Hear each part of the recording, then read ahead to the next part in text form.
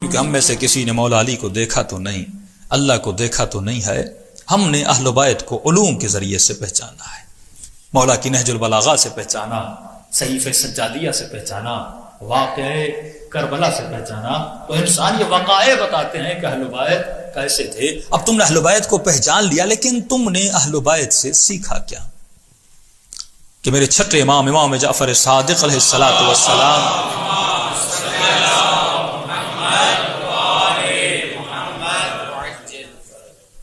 میرے مولا ممبر پر جاتے ہیں اور لوگ انتظار میں ہیں کہ چھٹے امام خطبہ دیں۔ کہ مولا خطبہ دیجیے، امام فرماتے ہیں آج میں خطبہ نہیں دوں گا۔ کہ کیوں؟ کہ اتنے سالوں سے مجھے سن رہے ہو، آج میں تم سے پوچھوں گا کہ تم نے مجھ سے کیا سیکھا ہے، عبرت کیا لی ہے کہ اتنے سالوں سے میری مجلس ہیں یا میرے خطبے یا میرے محافل میں تشریف لاتے ہو، تم نے سیکھا کیا ہے؟ جب سارے مجمع سے پوچھا تو سارا مجمع خاموش تھا۔ تو ایک مرتبہ ایک شخص اٹھا، اس نے کہا کہ مولا میں نے ایک چیز آپ کی خطبوں سے سیکھی ہے۔ کیا سیکھی؟ کا مولا میں نے معاشرے کو دیکھا۔ کیا دیکھا؟ مولا میں نے معاشرے کو دیکھا کہ لوگوں نے بڑے بڑوں سے دوستیاں کی، بڑے بڑوں سے اپنے تعلقات بنائے اور مضبوط تعلقات بنائے، بڑے بڑوں سے پیار و محبت کیا، لیکن مولا میں نے دیکھا بڑے سے بڑا دوست بھی جب اس کے بیچ میں ملک الموت آتا ہے وہ جدا ہو جاتا ہے۔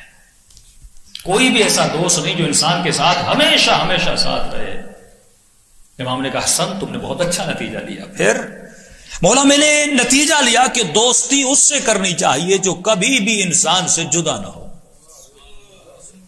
یہ کیسا دوست ہے جو دنیا میں ہوٹلوں میں اور ہر جگہ میرے ساتھ ہے، لیکن جو ملک الموت مجھے اس دنیا سے اکیلا کر کے اور چھین کے لے کر جاتا ہے، اور جہاں سب سے میرے لیے مشکل وقت ہے وہاں پہ یہ میرے کام نہیں آتا، وہ بیٹا ہو، وہ بیوی ہو، وہ بھائی ہو، وہ دوست ہو، وہ رفیق ہو، سارے مجھے چھوڑ کے چلے جاتے۔ مولا اچھا پھر میری باتوں سے کیا سیکھا؟ کہ آپ کے کلام سے یہ سمجھا دوستی اس سے کرنا جو ہمیشہ تیرے ساتھ رہے، دنیا میں بھی تیرے ساتھ رہے، آخرت میں بھی تیرے ساتھ رہے۔ امام نے کہا پھر تم نے کیا سوچا دوستی کس سے کرنی ہے؟ کہ مولا میں نے دیکھا کہ آپ نے اپنا دوست کس کو بنایا ہے، میں نے اس کو بنا لیا۔ کہ میں نے اپنا دوست کس کو بنایا؟ کہ مولا جس کے ساتھ سب سے زیادہ آپ کا وقت گزرتا ہے۔ کہ میرا وقت سب سے زیادہ کس پہ گزرتا ہے؟ کہ آپ کا سب سے زیادہ وقت مصلی عبادت پہ گزرتا ہے۔ بہترین دوست پروردگار عالم ہے، بہترین دوست خداوند متعال